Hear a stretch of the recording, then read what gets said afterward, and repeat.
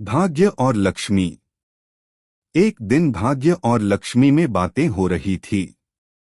लक्ष्मी ने भाग्य से कहा, मैं तुम्हारे साथ के बिना भी किसी इंसान को धनवान बना सकती हूँ। भाग्य ने इस पर कहा, आप मेरे साथ के बिना किसी इंसान को धनवान नहीं बना सकती, क्योंकि जिस व्यक्ति का भाग्य साथ देता है, लक्ष्मी उसी के पास ठहर पाती है, अन्यथा नहीं।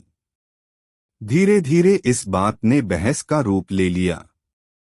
अब दोनों अपनी अपनी बात लेकर विष्णु जी के पास पहुंचे।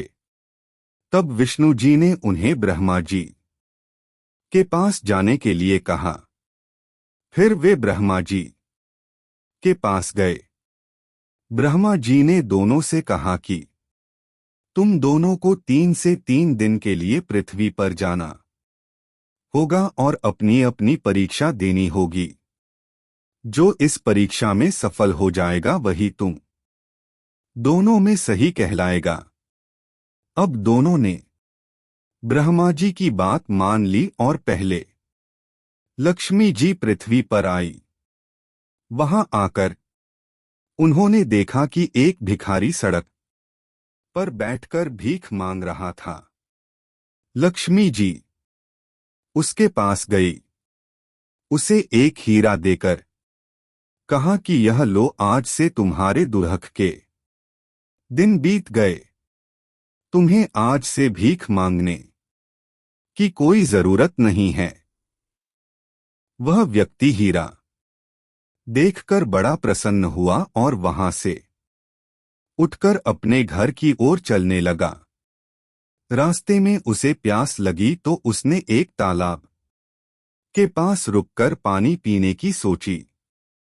जैसे कि वह पानी पीने के लिए नीचे झुका तो उसकी जेब में से हीरा निकलकर तालाब में गिर गया और वहां उसे एक मछली ने निगल लिया। अब वह हाथ मलता हुआ वापस अपने घर की ओर चला गया। अगले दिन फिर वह व्यक्ति वही आकर भीख मांगने लगा। लक्ष्मी जी उसके पास गई और उससे पूछा कि मैंने तुम्हें कल हीरा दिया था, तुम फिर भी भीख मांगने आ गए। तब उस व्यक्ति ने का बताया कि मैं तालाब पर पानी पीने के लिए रुक गया था और वही मेरा हीरा उस तालाब में गिर गया। इस पर लक्ष्मी जी ने उसे एक रत्नजड़ित हार भेंट किया और बोली कि इस हार को तुम अपने पास रख लो। अब व्यक्ति हार लेकर चला गया। घर पहुंचकर उसने वह हार अपनी बाहर की अलमारी पर रख दिया और हाथ पैर धोने के लिए चला गया। इतने में ही उसके घर के पास बने पेड़ पर एक चील रहती थी। वह उस हार को कोई चमकदार वस्तु समझकर अपनी चोंच में दबाकर उड़ गई। अब वह व्यक्ति वापस आया तो उसे हार नहीं मिला। वह फिर अपने भाग्य को कोस कर रह गया। अगले दिन फिर दोबारा वह भीख मांगने के लिए पहुंचा। लक्ष्मी जी ने फिर से वही प्रश्न किया और उसने सारा हाल लक्ष्मी जी को बताया। अब अंत में लक्ष्मी जी ने उसे एक सोने की ईंट दी और कहा कि इसे ले जाकर तुम अपने सारे कष्ट दूर कर लेना।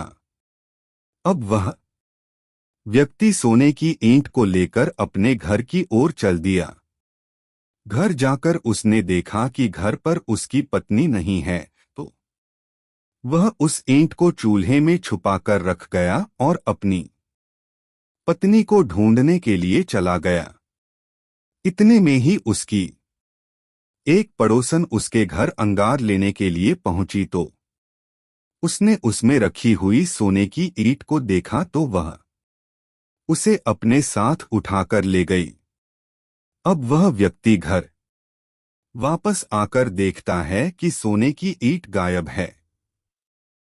सिक्का देकर उससे कहता है कि तुम आज इससे अपना काम चला लेना। वह उसे को लेकर घर की ओर चल देता है। रास्ते में वह सोचता है कि इस सिक्के के बदले कुछ ज्यादा अच्छी चीज तो नहीं मिलेगी, लेकिन कोई ना कोई छोटी मछली जरूर मिल जाएगी। ऐसा सोच वह मछली वाले के पास मछली खरीदने पहुंच जाता है। अब वह उसके बदले एक छोटी सी मछली खरीद लेता है। संयोग से वह वही मछली होती है जिसके पेट में लक्ष्मी द्वारा दिया गया हीरा था। अब वह उसे लेकर अपने घर पहुंचा और अपनी पत्नी से कहने लगा कि आज मुझे एक आदमी ने खोटा सिक्का दिया था, जिसके बदले में इस मछली को ले आया। आज के खाने में इसे ही पका लेना, कल का कल सोचेंगे। यह सुनकर उसकी पत्नी उससे कहती है कि घर में चूल्हा जलाने के लिए लकड़ियां नहीं हैं, इसलिए तुम इस पेड़ पर चढ़कर कुछ सूखी लकड़ियां तोड़ देना, जिससे कि मैं इसे पका सकूं। यह सुनकर वह व्यक्ति लकड़ियां तोड़ने के लिए उस पेड़ पर चढ़ जाता है जहां वह चील रहती थी। अब जैसे ही वह व्यक्ति उस चील के घोंसले के पास जाता है, तो उसे अपना लक्ष्मी दिए द्वारा दिया गया हार दिखाई दिया। अब उसे देखकर बड़ा खुश होता है और अपनी पत्नी से वही ऊपर से कहता है कि मुझे मेरी खोई हुई चीज मिल गई।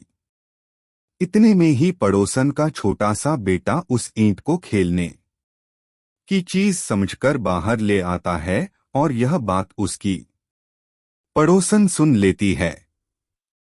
वह सोचती है कि उस ईंट के बारे में बात कर रहे हैं। इतने में वह बोल पड़ती है, नहीं नहीं, यह तो मैंने अपने पास संभालने के लिए रख ली थी। घर पर कोई नहीं था, इसीलिए मैं इसे लेकर अपने पास आ गई और संभाल कर रख लिया, मैं तो इसे देने वाली ही थी। इतनी कहकर वह पड़ोसन उस ईंट को देकर चली जाती है और मछली के पेट में से उसे वह हीरा भी मिल जाता है। अब इस तरह भाग्य का साथ मिलने पर उसे लक्ष्मी द्वारा दी गई सभी चीजें मिल जाती हैं और उसके सभी कष्ट दूर हो जाते हैं।